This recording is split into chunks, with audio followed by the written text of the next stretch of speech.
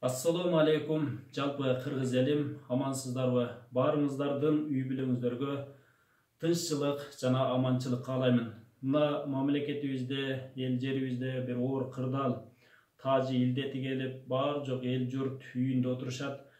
Ушул үйдө жөн отурбастан бир жакшы иштин башын улап, мына окуучуларыбыз аралыктан окутуу, онлайн сабактарын улантып жатышат.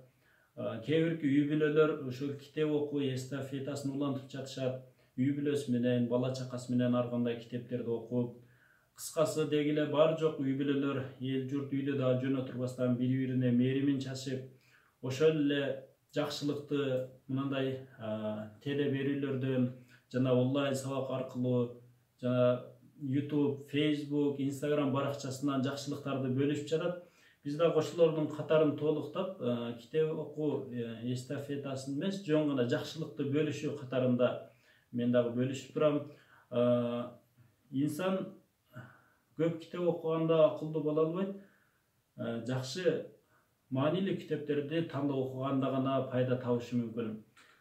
Колумда турган китеп, бул эң китептердин китеби, Аллах Тааланын сөзү, Кур'ан-ы Карим.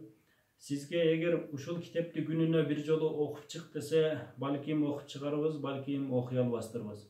Бирок ушул китептин ичинде бир сүрө бар. Мына ошол сүрөнү 3 эле жолу окусаңыз, ушул китепти бир жолу окуп чыккандын Аллах Таала сообун берет экен. Мен дагы сиздер менен ошол жакшылыкты бөлүшкүм келип турат. Ал Ихлас сүрөсү. Бисмиллахир-рахманир-рахим. قل هو الله أحد الله الصمد لم يلد ولم يولد ولم يكن له كفوا أحد صدق الله العظيم. Мына ушул Ихлас сүрөсүн үйүңүздө отурганда 3 жолу окуп, эл жерге, ата энебизге, акырет үчүн, жакшылык иш үчүн дуа кылып отуралы.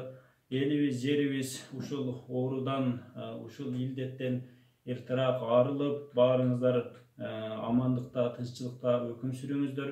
Үй бүлөңүздөргө ынтымакчылык каалаймын. Ассаламу алейкум.